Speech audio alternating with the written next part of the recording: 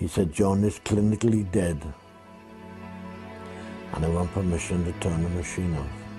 Times he's ever been down, and he's in trouble now. A right hand, and down he goes.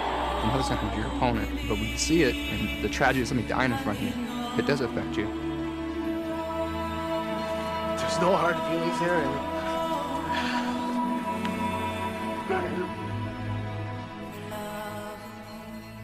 it's been tough. Unable to hold back his emotions, Jack Lowe breaks down while talking about the death of 19-year-old boxer Hamza Aljami, who died from injuries suffered at his show last weekend. This is a young man that died. Could have been my fighter. Could have been my son. You know, he's boxed. It could have been anybody that night. Aljami's opponent that night was Warren native Anthony Taylor, whom Lowe says is also devastated. Lowe says Taylor did get some encouraging news when he visited Aljami in the hospital.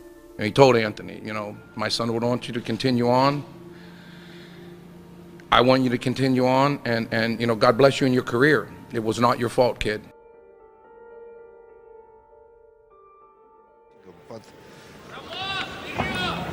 Страхом получить удар, да, на мушке совершенно точно, вы заметили, вот нашли нужно. И это психологически. Похоже, все. Похоже, он просто не выдержал, сломался. Да. Это нокаут. Ну сколько можно ударов пропускать? Все. Ему просто плохо, посмотрите. Да. Это количество перешло в качество. Да. Но держался как мог, конечно. Ну что, Сергей молодец, просто молодец. Ну, великолепный бокс, мне так кажется, он продемонстрировал. А Симакова, я думаю, сейчас повезут в больницу. Посмотрите-ка что. Он обессилел просто. Посмотрите-ка что. Тяжело, а? Тяжелейший нокаут.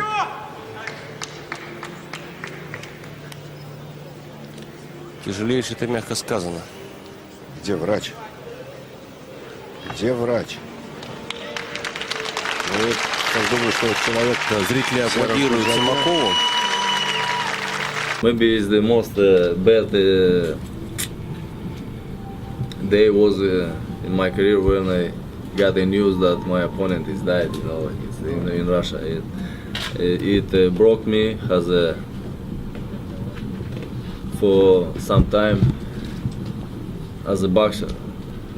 No, I didn't forget. Sure. No, but like, do you still think about it? Sure. When I go to the ring in the fight or sparring, I make it. I thinking about that I can be there too. You know, it's very uncomfortable moment.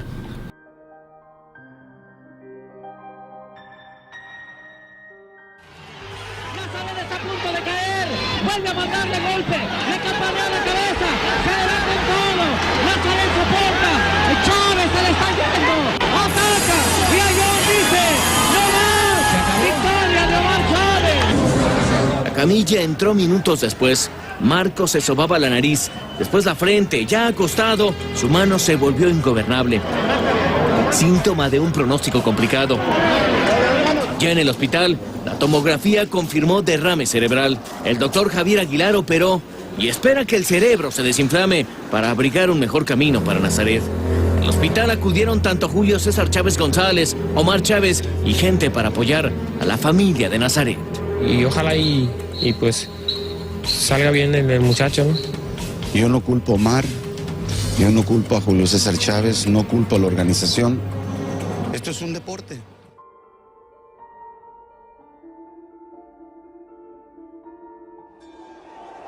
The 12th and final round. Owen feeding the effect, right hand and uppercut by Fedor. Owen was down for the count of 8 in the 9th round. The only knockdown. He's down now from the right hand. 44 seconds to go here in the 12th round. That right hand nailed Johnny Owen flush on the chin. Marty Jenkins says, "Are you all right?" So Owen down for the second time in his boxing career. The only times he's ever been down, and he's in trouble now. A right hand, and down he goes. And that, I think, will do it. Yes, will not get up from this one. As Luki Tentor has won this fight and successfully defended his WBC Bantamweight Championship. He's on the shoulders of his supporters who have come into the ring.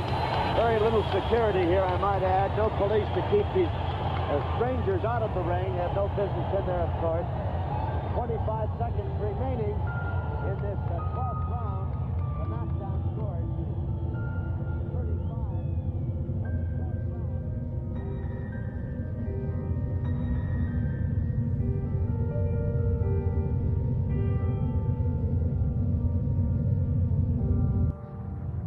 Johnny lay in a coma on a life support machine for 46 days and nights until early November.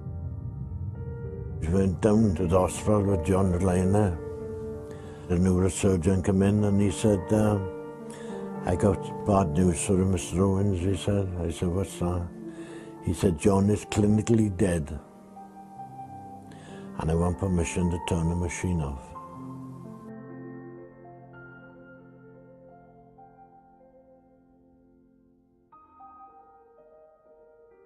Match was made only a few hours after Roan learned of his mother's death.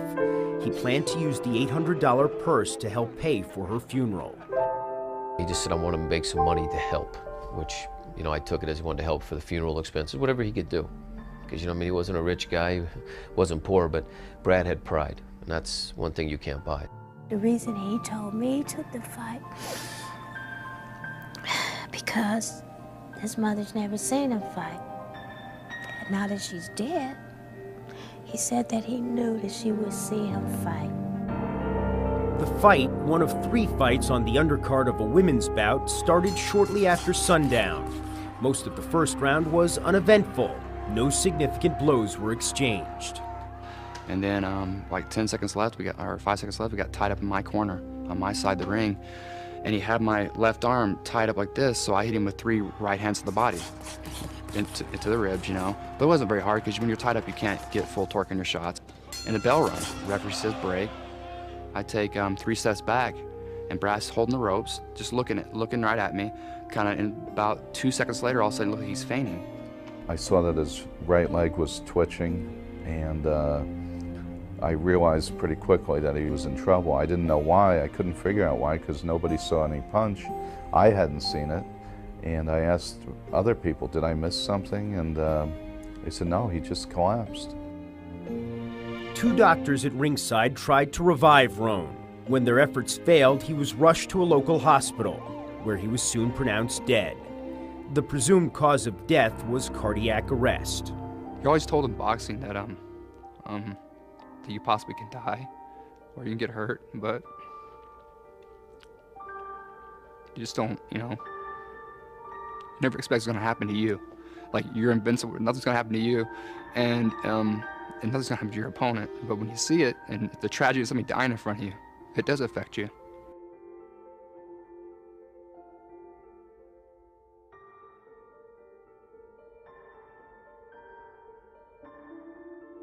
Becky Zerlantis was in the Colorado Golden Gloves last Saturday in Denver when she was knocked down and unconscious by a right hand in the 3rd round. The coroner's office said has ruled that her death was caused by blunt force trauma.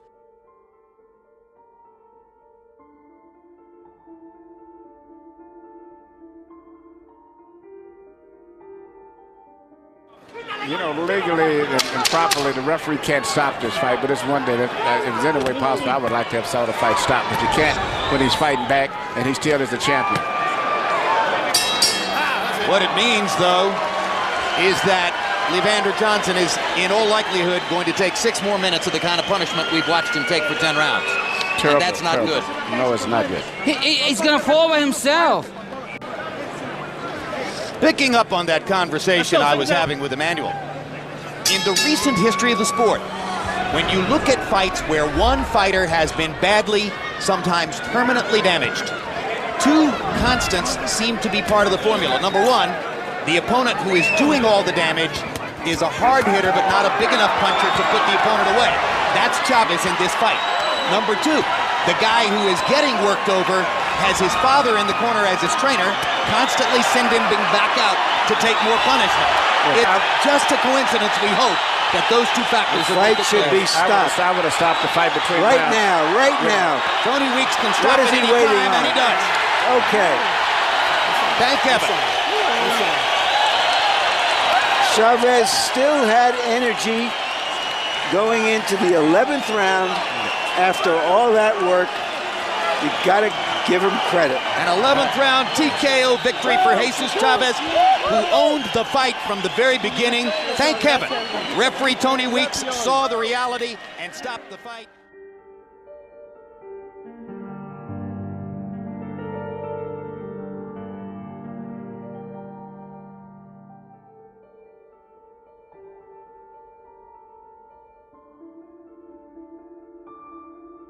See the physical manifestations, their faces become red. There's a cut on Mancini's ear.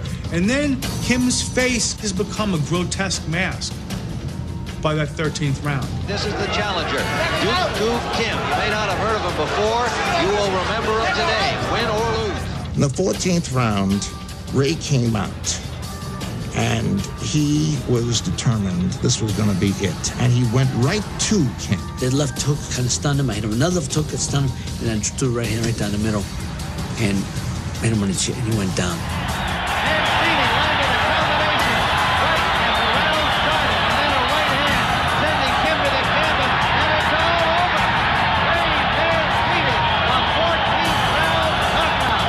Referee Richard Green rightly stopped the fight.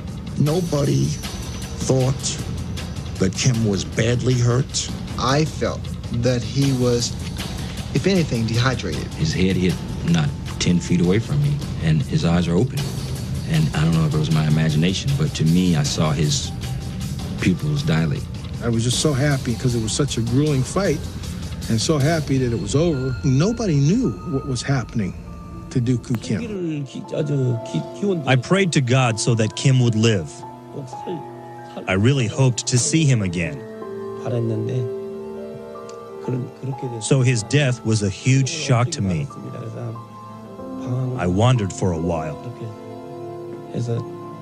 It took almost 1 year to feel somewhat easy on Kim's death. Kim was my best friend.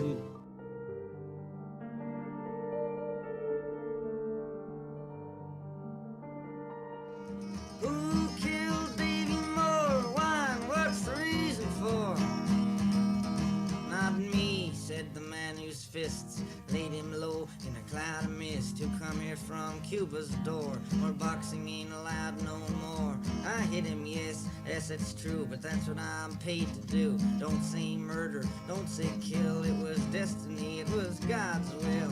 Who killed Davy Moore? Why? And what's the reason?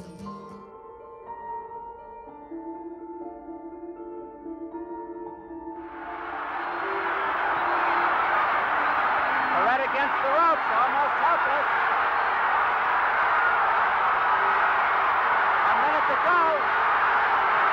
And they're going to stop it. They're going to stop it as Perret sails to the canvas. Perret goes down from sheer exhaustion. Look at him there. As his handlers put his mouthpiece out. Dr. Schiff is coming over to look at him. Perret has collapsed from exhaustion from that beating on the ropes. And Dr. Alexander Schiff of the Commission is trying to get at him.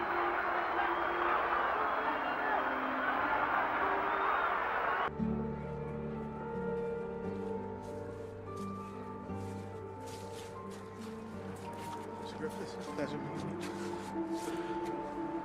My pleasure meeting you, sir.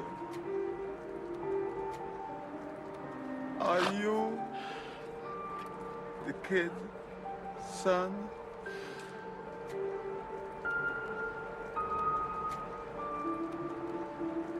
But I want you to know that it's there's no hard feelings here, and thank you. Thank you, sir. I didn't go in there to hurt no one. I know.